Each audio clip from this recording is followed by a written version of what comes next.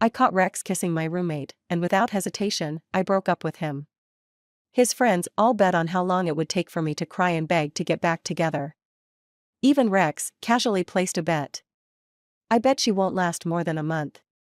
The very next day, Rex showed up with my roommate, Frida, and they proudly walked in front of me.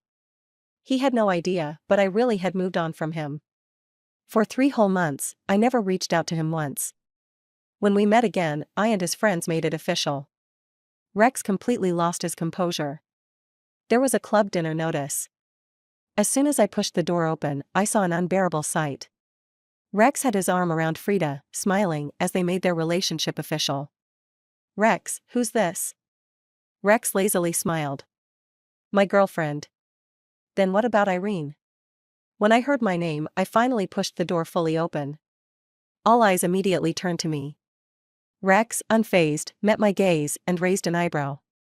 "What does that have to do with her?" "Right now, Frida is my official girlfriend." It hadn't even been 24 hours since Rex and I broke up. Frida blushed slightly and awkwardly hid behind Rex. The pitiful looks directed at me almost felt like they were going to burn a hole through me. I hadn't expected Rex to be here. "Irene, why aren't you sitting down? Are you upset because I'm here with Rex?" Frida stoked the fire, hitting Rex's sore spot. He looked at me with interest. "If you can't stand it, you can leave." The president tried to mediate, but I stopped him. I nodded, my hands clenched tightly in my pockets, barely holding on to my calm. "I really don't need to stay here. It's too suffocating." Ignoring everyone's gaze, I turned and left. But just a few steps outside, Rex caught up with me. He looked at me with amusement and chuckled. "Are you jealous?"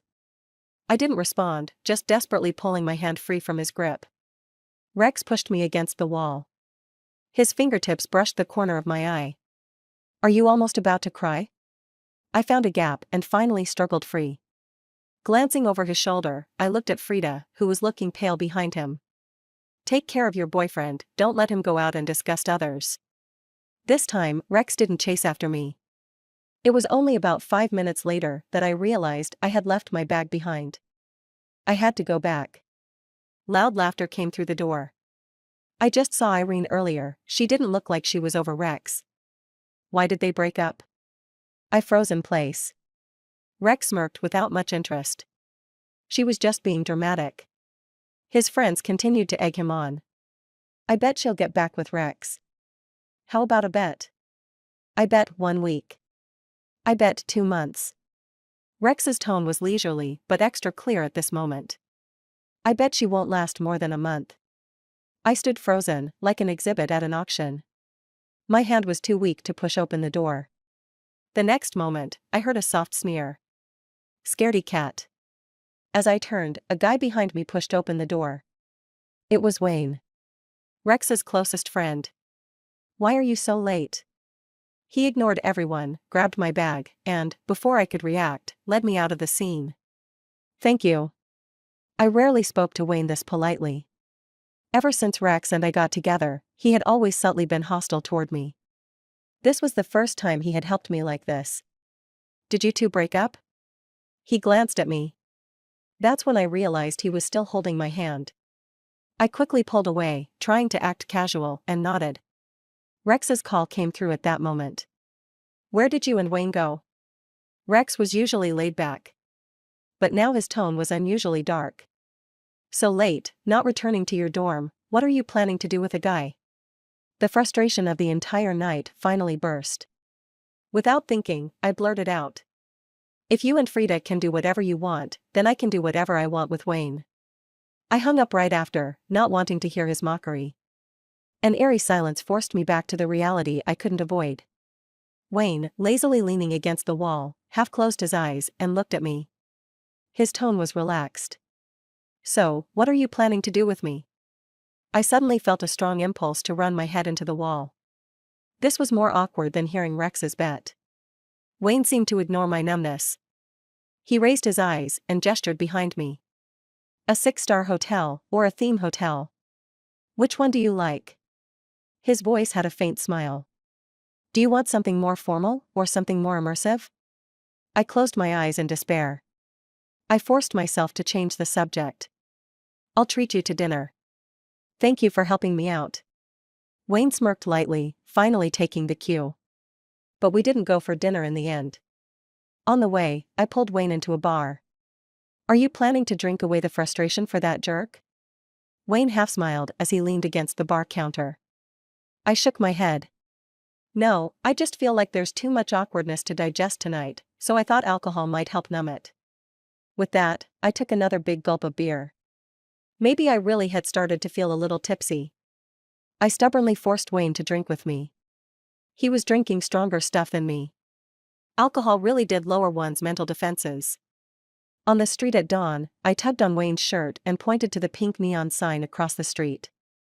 It said, "Theme." What themes do they have? Was it the Doraemon exhibit I saw in Japan 2 years ago? Or maybe the Barbie-themed Glitter Crisis Park? The sparkling kind. I thought for a few seconds before politely asking. Could you take me to experience it? As soon as I finished speaking, my hand was grabbed. Wayne was playing with my palm, his voice curious. Are you drunk? I shook my head. I'm serious. I never knew that when I was drunk, I actually spoke more coherently. Wayne, take me. Wayne stared at me for a long time. Then he stepped closer, his gaze deep. What if you don't admit it tomorrow? Wayne was being so petty. Was he afraid I wouldn't pay for the tickets? But my phone was off, so I couldn't transfer money. I could only make a solemn promise. I won't back out. I'll pay, I swear.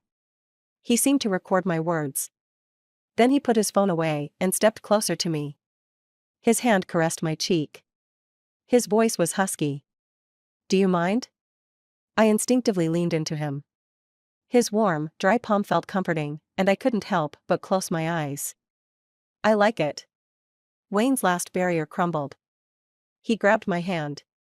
Our fingers intertwined as we walked in. The receptionist seemed hesitant. We weren't prepared. Do you need something? I didn't quite understand. Huh? Wayne paused, not turning around. He lightly squeezed my fingers, his voice even lower. Send it up. In some ways, this felt very much like a roller coaster ride. I sat in the seat, feeling the speed shifting between fast and slow. Some of the tracks were so bumpy that I had to grab anything I could hold on to. Occasionally, I even thought back to examples I learned in Chinese textbooks. For example, a flower bud ravaged by wind and rain, almost on the brink of dying. A full-grain silo, the family waving their hands with a smile. That's enough. No matter how much more grain, it wouldn't hold up. Fragments of my thoughts overlapped in my mind. The last scene was something I had seen at my grandmother's house when I was little. The back mountain caught fire. The fierce fire was eventually put out by a storm. Wayne was like a champion athlete. He crossed the finish line with ease. He chuckled, it's done. Waking up after a hangover without any memory loss is the scariest thing in the world. As the morning light barely started to break, I fled in panic. My phone was still turned off. When I got to the dorm building, I saw Rex standing there too. Dew was still on his shoulders, and it seemed like he had been standing there for quite a while. Where did you go? His tone was flat, but it sent a chill down my spine. I planned to walk around him. It's none of your business. Rex grabbed my wrist with the hand holding his cigarette. The flickering tip of the cigarette was dangerously close. Are you crazy? I've been waiting here for you all night. You didn't come back. Your phone's been off the whole time. Rex took a step closer. Irene, you better not tell me there's really something going on between you and Wayne. The storm in his eyes was intense. It felt like the first sign of his breaking point. I couldn't help but feel a little scared and kept backing away. Don't push me to the edge. He suddenly smiled, a cold, chilling smile. I'll kill both of you. Scumbag. I thought the whole situation was absurd. You cheated, I broke up with you, and now you're still trying to control who I can talk to. He seemed to be beyond listening to anything I said. When he made another move toward me, I quickly turned and headed back to the dorm, but bumped into Frida at the door. She didn't look like she had just come downstairs. Are you proud of yourself? Her eyes were slightly red. My mind was in a daze, and I didn't know how to respond. What? What's the point, Irene? She muttered to herself. He admitted to me that I'm his girlfriend. He'd even publicly humiliate you for me. In his eyes, you mean nothing. So, I suggest you stop overthinking. I leaned against the wall, trying to ease the ache in my back. I mumbled dismissively. You're nothing to me, just like him. I didn't have time to deal with her. I needed a shower, urgently. Without waiting for her to respond, I turned and headed back to the dorm. I didn't even notice the hateful look she shot at me. After avoiding Rex, I had just turned my phone back on when Wayne's call came through. Without thinking, I hung up. A message immediately popped up. Wayne, ? I trembled, holding the phone, feeling lost. Another 2 seconds passed. Wayne, Irene, you're done for. I suddenly had a bad feeling that I was really in trouble. Sure enough, when I came out of the library that night, Wayne was waiting by the door. He was holding a cigarette, looking at me with a smirk. Come here. Let's settle this. The temperature had dropped suddenly. But colder than the night breeze was Wayne's voice. I really don't need you to take responsibility. I took a deep breath, trying to reassure Wayne, who I had pulled into a secluded corner.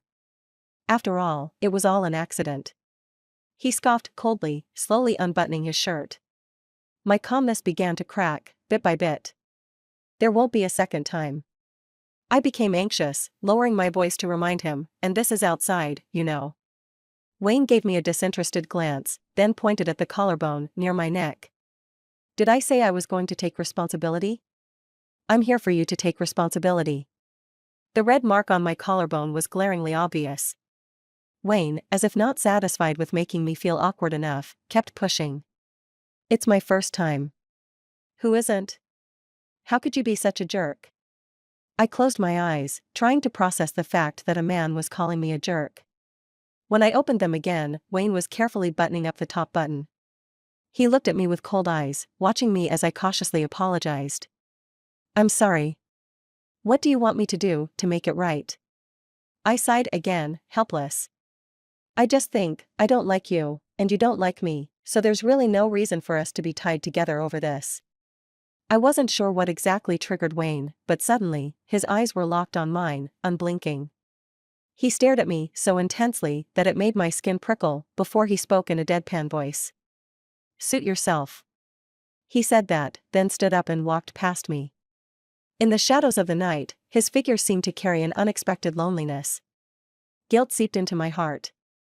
After that, Wayne and I went back to being strangers. Even when we crossed paths, he didn't stop to look at me, his gaze moving away immediately. It was as if nothing had ever happened. But Rex started going crazy again for no reason. Based on Wayne's attitude, you two really didn't have anything that day. He was playing with a lighter, casually leaning against the back of his chair. Irene, that guy is so full of himself, he can't even look at you. In your entire pool of options, I'm your best choice. I was frustrated as I watched Rex, who shouldn't even be in this class. So what? Does that give you the right to cheat with no consequences? Rex tossed the lighter aside, growing impatient. Just kissed her once and you're breaking up with me? Don't you think you're making a mountain out of a molehill? I nodded, and then, following his logic, asked him back. So now that we're getting back together, I can just kiss whoever I want. The next second, a book slammed onto the desk with a loud thud. Rex warned me in a low voice. You can try. This was an elective class, and many students had their heads buried in their phones, so no one paid attention to the small, unnoticed corner where we were. Rex grabbed my shoulder, not allowing me to escape. His gaze fell on the lower half of my face. Kissing random people? Irene, how cheap can you be? His grip on my shoulder was painful. Before I could say anything, Rex made a move so violent that it caught the teacher's attention. You too, what's going on? Rex shot me a heavy look. Then, he let go of my shoulder and I was thrown back, slamming into the rough stone wall behind me. Rex stood up without a care, flashing a smile at the teacher. Sorry, I got the wrong classroom. Then, he pushed the chair aside and walked out. The trouble didn't end there. After class, I realized that Frida was in this large lecture too. Because there were so many people, I hadn't noticed her presence throughout the class. She unusually didn't cause any more scenes. But as she passed by me, she sneered. "Irene, you're really in a muddled relationship with Rex. What's the difference between you and the third party?" I was distracted by the hand she had behind her back. Frida seemed flustered and walked faster. But I still saw it clearly. It was just her phone. But why was she hiding something with just a phone? That day, when I realized Frida's motive, I was working a part-time job. The Cat Cafe had recently launched a new event. The owner asked us to hand out flyers near the door. By pure chance, I accidentally handed one to Wayne. At the time, I was wearing a short-sleeve shirt and skirt, with the cafe's required black and pink cat ears headband. A black satin choker hung around my neck. "Sorry, I gave this to the wrong person." I pressed my lips together and tried to take the flyer back. "Can't I go?" Wayne's gaze traveled from the cat ears on my head down to my neck, then he took the flyer from my hand. "No." As soon as I finished handing out the flyer, I had no choice but to lead him inside. I did my best to minimize my presence. But Wayne wouldn't give me that chance. "What's the event? Aren't you going to introduce it?" His emotionless expression made me feel like he wasn't the type to enjoy a cat cafe. I had to smile politely and start introducing. "It's mainly about playing with the cats. You can also DIY a cat toy, take pictures with the cats, and get free printed photos. You can try it yourself, or bring friends to do the crafts and things." Wayne stopped in his tracks. He tilted his head and looked at me, his dark eyes bottomless. It made me lose track of my thoughts. "But I only want to do it with you." My mind exploded, like a mushroom cloud. I froze, staring blankly at Wayne, my face flushing rapidly. Wayne finally smiled slightly at the corner of his mouth, raised his hand, and casually flicked the cat ears headband on my head. His tone was laid back. "How come your cafe doesn't offer to make the crafts for you?" I quickly blinked, snapping back to reality. We do. We do offer that." I lowered my head, leading the way in front of him. The temperature seemed unusually high that day. I raised my hand to fan my face, trying to cool myself down. Helping Wayne with the cat teaser stick wasn't a simple task. The main challenge was that I had to constantly be aware of the length of my skirt whenever I bent down. Wayne quickly noticed. He had just stood up, intending to offer me his seat. "Are you looking for trouble?" I froze for a moment and followed Wayne's gaze. A guy was standing behind me, pretending to be casual, with his arm nearly brushing against the hem of my skirt. He looked completely clueless. "It's not like he actually touched you, right? It's just that we're a little too close." Wayne gave a soft chuckle and mumbled an answer without even turning his head. "You're right." Before the guy could react, a thin bamboo stick used for the cat teaser was suddenly pressed right in front of his eye. "It's just a little too close, right?" One person was too terrified to even twitch, while the other was completely at ease. The difference was clear. "Wayne." I whispered his name. The bamboo stick didn't move an inch, and Wayne looked at me with calm indifference. "Let me hear what you have to say." Did he think I was going to plead for the creepy guy? I asserted myself firmly. "I just wanted to say, the stick's in the wrong place." I grabbed his hand and dragged it down the creepy guy's shirt. "What are you trying to do?" I didn't let go until I reached a certain important area. Satisfied, I nodded. "Stick it here." Wayne let out a low laugh and calmly replied. "Sure." He casually pressed it forward. "Ah. Don't." The creepy guy was up against the wall, with nowhere to run. I'm sorry, friend, but I really didn't touch your girlfriend." Mistaken for my girlfriend? This awkward, cliché scene had finally arrived. I opened my mouth, but Wayne beat me to it. He lazily twirled the bamboo stick, then put it away. "I know. You thought it was just a few words of warning?" The creepy guy gave an awkward chuckle, then immediately turned and left. I was about to breathe a sigh of relief and thank Wayne when I saw him walk straight to a particular spot. "Take it out." I followed him and realized it was Frida, wearing a mask and a baseball cap that almost covered half her face. She kept her head down and didn't move. Wayne impatiently tapped his fingers on the table in front of her. Are you going to take it out yourself, or should I help you? Frida clutched her chest tightly. It seemed like she was hiding something there. I'm a girl, do you want me to accuse you of sexual harassment in front of everyone? Wayne sneered. I don't care if you're a man or a woman. He made a move to grab it. Frida still stood her ground, her neck stiff. In the end, I snatched it out from her chest. It was a phone. I was just taking pictures of the cat. Please don't overreact, okay?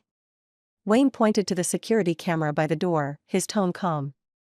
You recorded at least 10 minutes. But in that direction, there are only occasional cats passing by. I glanced at the phone, then at Frida, who was starting to panic.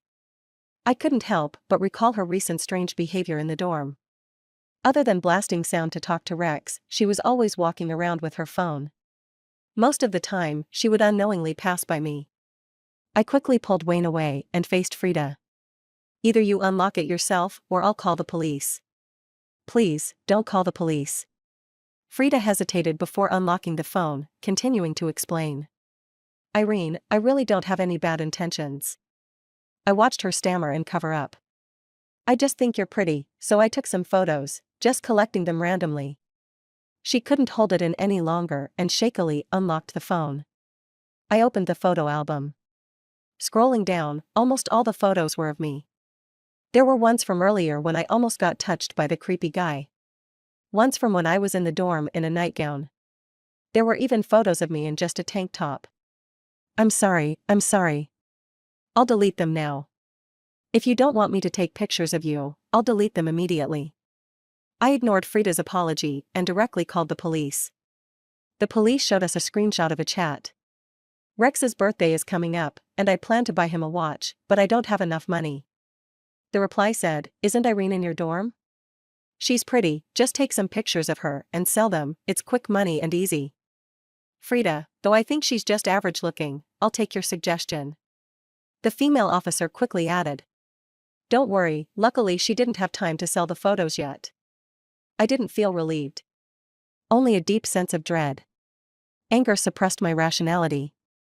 I walked up to Frida and slapped her across the face. While you belittle me, you use my photos to profit. Frida, is it fun to play both sides? That's when Rex came in. The female officer, looking young, gave me a couple of symbolic warnings before giving Frida a disdainful look and leaving. I didn't see it coming, but Rex suddenly shoved me aside. Are you crazy? I almost stumbled but was caught by Wayne in time. Rex, take care of your girlfriend first. He handed me his phone. All the photos are deleted, check if there's anything left. While Wayne was explaining the situation to Rex, I carefully checked Frida's phone again. Wayne had cleaned it out thoroughly. I threw the phone back at Frida. Throughout this whole process, she strangely kept staring at me. After Frida paid the fine and we left the police station, she suddenly stopped in front of me. Wait. Her gaze flickered between me and Wayne. There's a photo in your phone of Irene's back in just her underwear, with her head not in the shot. Normal people wouldn't be able to tell it's Irene, but Wayne deleted that photo immediately. The atmosphere turned tense with her words. I can't think of any reason, other than him having seen Irene in that underwear before. Frida suddenly smiled. But I'm curious, under what circumstances has he seen her in such intimate clothing? Rex immediately understood, and his cold gaze shot toward me. His voice was as cold as a ghost from hell, making me shiver. Explain. I noticed Wayne was about to step in front of me again. It seemed like he always stood in front of me during a crisis. A thought flickered in my mind. Maybe Wayne wasn't just trying to protect me because he felt responsible. There's nothing to explain. This time, I spoke before Wayne could. Frida's eyes widened in realization. After Wayne took you away that day, you didn't return to the dorm all night. Something must have happened, right? Rex's fists were clenched so tightly they were cracking. Yeah. My calmness made Wayne glance back at me. But what does that have to do with you? It seems like it doesn't concern either of you, does it? The coldness around Rex intensified, and the whole atmosphere froze. You're really looking for trouble. He stepped toward me, but Wayne immediately raised his hand to block him. I suggest you stop itching for a fight. Wayne. Rex growled. You know Irene is my girlfriend, and you're still touching her. Are you even still my friend? Girlfriend? Wayne remained calm as he reminded him. It seems like she hasn't been your girlfriend for quite some time. I saw Rex shift his attention to Wayne and quickly stepped in front of him. It was me, I drank too much and forced Wayne. The silence was suffocating. Wayne. It seemed like my words had caught him off guard, leaving him stunned for a moment. Before the three of them could process the active-passive relationship in my words, the car I called had arrived. I took a deep breath and, as quickly as I could, pulled Wayne into the car. He seems to have some mental issues. Let's just keep our distance for now, I said. Wayne's gaze fell on our tightly held hands. Okay, he replied. I immediately let go. Sorry, it really has nothing to do with you, but I dragged you into this. The lingerie had only been bought in the last couple of days. Wayne probably just deleted it casually. He rested his hand on the windowsill, his tone flat. That one looked a lot like the one you wore that day. I thought it was the same one. I was forced back into that memory. I could only respond nonchalantly. Really? I don't remember. Wayne wasn't someone who paid attention to details. He didn't pick up on my urgent desire to change the subject, continuing to speak slowly and calmly. I remember. I remember every detail from that day. I looked out the window, trying to gauge the speed of the car. I had the sudden urge to jump out. Wayne, as if not getting enough, cast another glance at me. After all, it was my first time. I pressed the button on my phone. It's already so late. The dorms will be closing soon. Please hurry up. As I spoke, I distanced myself from Wayne, moving to the farthest seat. Wayne let out a light, mocking laugh at my awkward attempt to change the topic. But thankfully, he didn't push me further. To thank Wayne for his chivalry that day, I decided to invite him to the Cat Cafe as many times as he wanted. He didn't have the excellent virtue of turning down such an offer. He agreed quickly. Once we got to the building below the dorm, I received a call from an unfamiliar number. Irene. After I blocked him, Rex had changed his number. He took a deep breath, as if he was trying to hold back his frustration. You said it was just an accident because you drank too much. I believe you. As long as you stop hanging out with Wayne. He paused, like he was making a huge concession. I can forgive you. As for the breakup, let's pretend you never said anything. I thought Rex was a delusional psychopath with no sense of right or wrong. Shut up if you don't understand what I'm saying. I was about to hang up. Irene. We're in the hotel with Frida. As long as you say no, nothing will happen tonight. I sighed. Wish you both the best with your future children. Then I hung up and immediately blocked the number. I stood there for a moment, and suddenly, the bet came to mind. A month had passed already. Rex lost. In this month, not only had I not initiated contact with Rex, but my mind had been occupied with someone else. Wayne. Sarcastic Wayne. Pretending to be distant Wayne.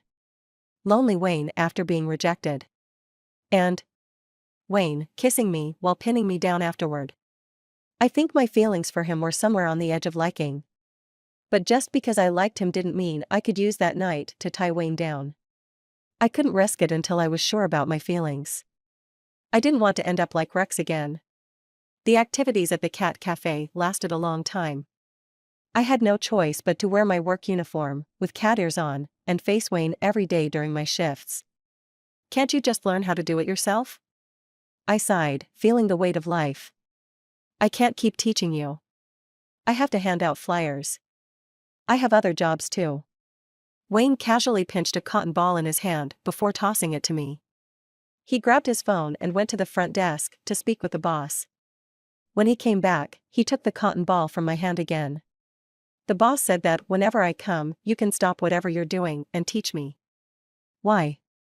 I asked, leaning on a small chair and looking up at him. Wayne gave a slight tug on my cat ear headband. I signed up for a membership card. He had put 10,000 yuan on the card. The boss looked at Wayne with an almost sycophantic gaze. So, what's the next step? Wayne was holding a cat toy that seemed to be made for young girls. I didn't respond, just quietly watching him. Wayne noticed and put the toy down.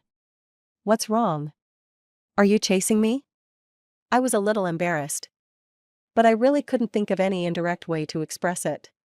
Wayne casually murmured an mm. He lowered his gaze, masking his emotions as if he didn't care about anything. I fiddled with my fingers, nervous and a little stammering. But I told you before, you don't have to take responsibility.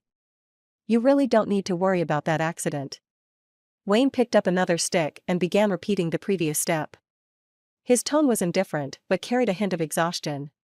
It has nothing to do with that incident, Wayne said as he applied glue. I've liked you from the start. At that moment, I was thankful my cat ears were fake. Otherwise, with my cat-like personality, they would have stood up and turned pink. The soft, golden light fell gently on the lashes of the boy's eyes. The last sentence Wayne had just said echoed in my mind. At that moment, the surroundings seemed to fall silent. I could hear the sound of my heart beating. Just as I hesitated whether to agree to Wayne so soon, an unexpected event helped me make up my mind. My period was already half a month late. I suddenly recalled a certain moment from that time. Wayne, breathless, said, "It's all used up, Irene." I felt like I had drunk fake alcohol, clinging to Wayne, moving around recklessly. What are you talking about? The roller coaster suddenly malfunctioned and stopped at a certain point. I didn't care about safety, just kept begging the operator to keep the ride going. The operator seemed helpless. But he couldn't resist my pleading. He just said, "As long as you don't take responsibility, it's fine." But after experiencing the roller coaster, I chose to escape immediately. Then, it was all forgotten in my mind. With a glimmer of hope, I bought a pregnancy test. As soon as I saw the two bright red lines, a wave of dizziness rushed through my mind. My temples started to throb. My hand involuntarily opened Wayne's chat window. But I couldn't type a single word. This was something I had to say face to face. I touched my stomach. I deliberately put on a jacket over my promotional skirt today and nervously waited for Wayne. But when I saw him, my words suddenly got stuck in my throat. I stood by the door, watching a scene not far away. A girl dressed adorably was laughing with another guy. Wayne's face looked like it had been covered with a layer of frost. He walked straight over, pulled the girl beside him, and said something to the guy before dragging the girl away. Clearly, he was jealous. The girl didn't mind, skipping along as she linked her arm with Wayne's. The sensitivity of my emotions was magnified in that moment. Tears welled up in my eyes. I sniffed, already imagining myself lying on an operating table. What's wrong? The scumbag I had just cursed at appeared in front of me. I didn't even notice when. Oh, and he was casually bringing along that adorable girl. The girl's eyes were clear like springs, her fake lashes fluttering. Hey, why are you crying? I stiffened immediately. That coarse male voice almost made me lose the baby. Wayne, seeing I was frozen, immediately grabbed the girl by the neck with a vicious look. If you keep dressing up like a girl to scam people, I'll strip you naked and throw you on the street. The next moment, a wig was thrown right in front of me. I numbly shifted my gaze to the boy's face. Heh, scared you, didn't I? I haven't even had a chance to introduce my gender yet. He cleared his throat. I'm Wayne's roommate. I'm a guy, but it doesn't stop me from being a beauty. Oh, by the way, I remember you. Last year's campus beauty voting, you were third. I was ranked right ahead of you. Before I could fully process the information, Wayne had already kicked him away. Why were you crying? He brought up the topic again. My mind kept switching between imagining Wayne proposing to get married because of the baby, and imagining myself going to the hospital alone to get an abortion. Amidst the haze, I picked out a common element from both scenarios. I'm pregnant. I blankly blurted out to Wayne. In the end, neither of the two scenarios I had imagined came true. Wayne drove me to get checked. The result was rather dramatic. I caught the pregnancy test mishap by accident. The doctor kindly reassured me. It's okay, darling, you're still young. There's plenty of chance to get pregnant in the future. Me. The photo of Wayne and me coming out of the obstetrics and gynecology office was anonymously posted on the school's forum. When my friend told me, I instinctively thought I'd become the target of everyone's scorn. But when I clicked on the post, I realized the poster was subtly trying to make everyone think Wayne was entirely at fault. This post had been up for several hours already. Wayne must have seen it. I knew exactly where he couldn't defend himself. So, I registered a real name account and immediately reposted the thread. My boyfriend accompanied me for a routine checkup. The poster deliberately tried to smear him and invade our privacy. I've already reported this to the police. This was something only Rex would dare do. Instead of arguing with him for no reason, it was better to let the police invite him to the station. Just 2 minutes after I posted, I got a call from Wayne. Even though it was him calling, once I picked up, the silence was all his. I sighed. Why don't you ever defend yourself when you're being slandered? Are you a punching bag? Wayne's tone was indifferent. The post wasn't wrong. I accompanied you to the hospital for a pregnancy checkup without a clear status, so being criticized is normal. I was at a loss in the face of his awkwardness. Didn't you see my post? I thought about it. I still need to be responsible for you. Wayne's voice remained emotionless. Forget it, Irene. If it's just about being responsible, then forget it. I don't want to keep emotionally blackmailing you. Me. He's so dramatic. It felt like I was consoling a little princess. Wayne, I want to be responsible for you because I love you. Are you happy now? Wayne was silent for 2 seconds. Where are you? I told him my location, and 5 minutes later, Wayne came running over. Do you really love me? He pressed his lips together, asking seriously. I realized that my casual confession had only made him more uncertain. So, I stepped forward, hugged his waist, and buried my face in his black hoodie. I gently comforted him with sincerity. Yes. I really love you. I only love you. I love you the most, the most, the most. The next second, I was hugged back. The atmosphere started to heat up. But it was quickly chilled by the sudden appearance of Rex. And what about me? The ghost that wouldn't leave. I groaned and pulled my head out of Wayne's embrace. Rex, for once, wasn't furious, his voice was soft. I broke up with Frida a long time ago. Nothing happened between us. But it seems like you don't care at all. No wonder Frida had returned crying one day, not only moved out of the dorm but also applied to transfer majors for the next semester. I slowly came back to my senses and looked at Rex. He stood in the wind, looking a bit thin.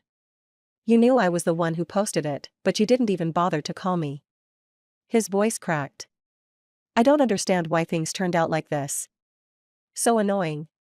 If you don't understand, just die. I didn't have the patience to indulge his emotional outpouring. I grabbed my boyfriend and quickly fled the scene. Good thing you don't have to share a room with this crazy person. I muttered in relief. What are we doing here?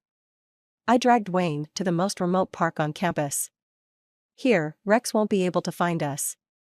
He's a bit directionally challenged and doesn't know there's this tiny park on campus.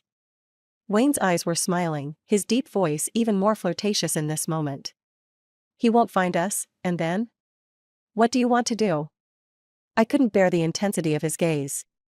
So, I threw myself back into his arms. I didn't hug you enough earlier. As I spoke, I snuggled into his hoodie, inhaling its fresh, light scent. Let's hug for a little longer. Wayne gently caressed the back of my head, casually running his fingers through my hair. His tone was slow. Just hugging? I pulled my head up from his chest. Do you want to kiss? Wayne nonchalantly hummed in agreement. I hesitated for a moment. What if someone sees? Wayne tightened his grip around my waist and spun me around to face another direction. No one will. There was almost no one passing by here. I stood on tiptoe and pecked him on the lips. Then you kiss me, Wayne. He chuckled, rubbing my ear, and then leaned down to kiss me. I followed his rhythm and accepted his kiss. The chemistry between us was surprisingly good. But it wasn't just our chemistry that was high. One day, Wayne and I spent the entire day together. In the evening, we passed by a newly opened theme hotel. Wayne stopped and gave me a meaningful look. Want to try something new? Curious and eager to learn, I followed Wayne inside. I knew it. A new roller coaster ride was about to begin. The end.